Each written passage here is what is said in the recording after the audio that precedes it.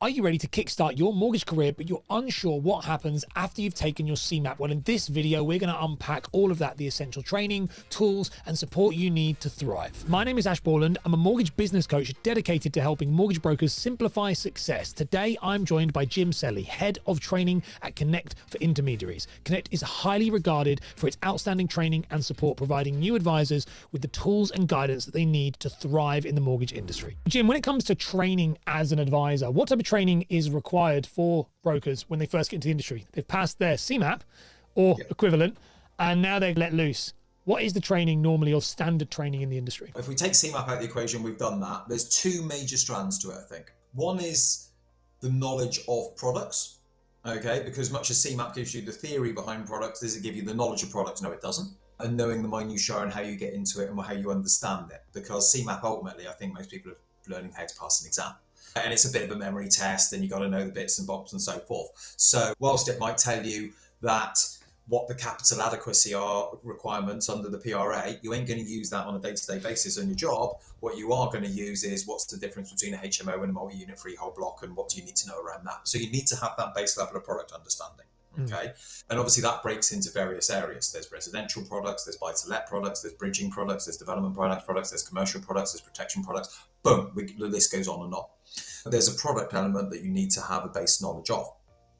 And we can support you with that. Obviously, I'm here representing Connect, and we do an awful lot of initial base level training on getting people in to do that. And then there's more stuff that's available either on an on-demand basis or on a live webinar basis type thing. So it's just making sure that you've got knowledge so you can have confidence when you're talking to a client.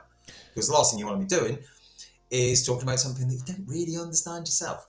It's the old as mortgage advisors and mortgage brokers, we're experts. And if you're going to be an expert, you've got to know more than the guy you're talking to, or suddenly you don't come across as an expert. So you've got to have that decent level of knowledge to be able to back that up. So that's one side of it. The other big side of it for me is, okay, what are you doing? How does that fit together in a process? What does the customer journey look like? What does the advice journey look like? What does the sales process look like? What are the stages that you've got to get to so that customer feels good journeying alongside it? You feel good that you're finding out what you want.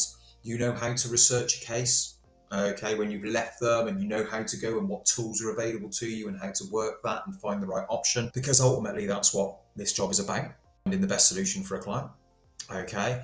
And so you need to know how to get that information out of a customer, how to use that information to get the appropriate solution, and then how to present that information to a client so that they understand it, it's compliant, and it's the right thing. Alongside that is systems.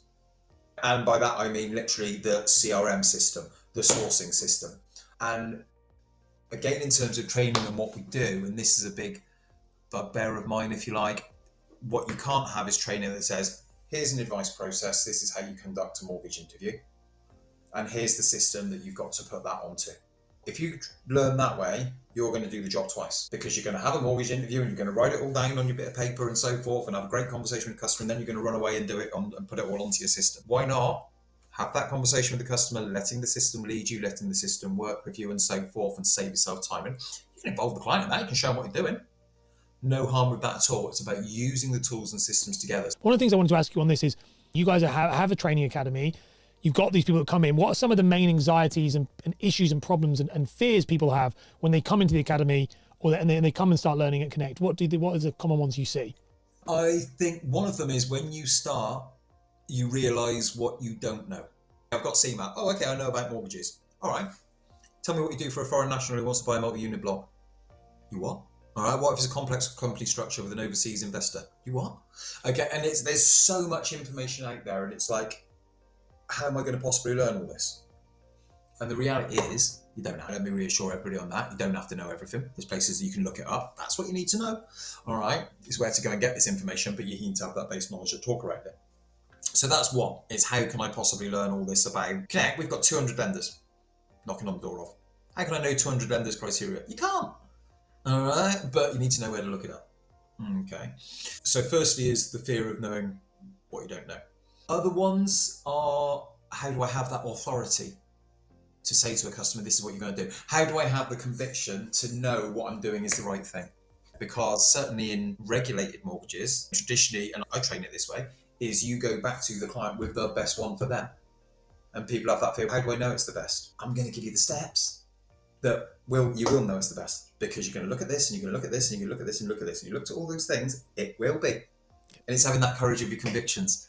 I think that the reason why I asked that, and I think you're spot on there, the reason why I bring that up is because I get asked a lot by people who are going through their CeMAPs and they're ready and they feel like they need to figure this stuff out on their own.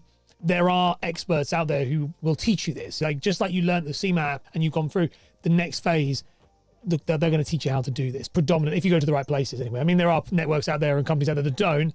I'd probably avoid those.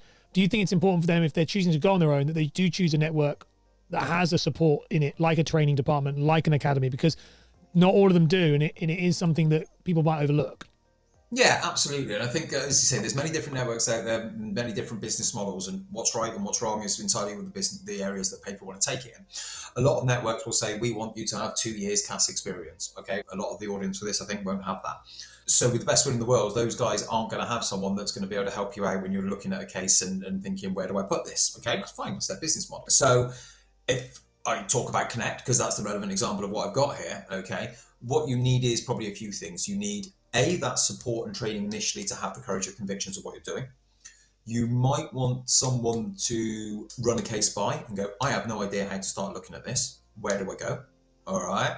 So we have that in 2 strands. We have either the member support team, which I look after, which is, okay, here's the questions to ask, here's the guide, this is what you do, this is what you want to know from your client. Or we have our placement and packaging team, our specialist placement team, which is, okay, I've got a case that I have no idea, I don't know where to put it.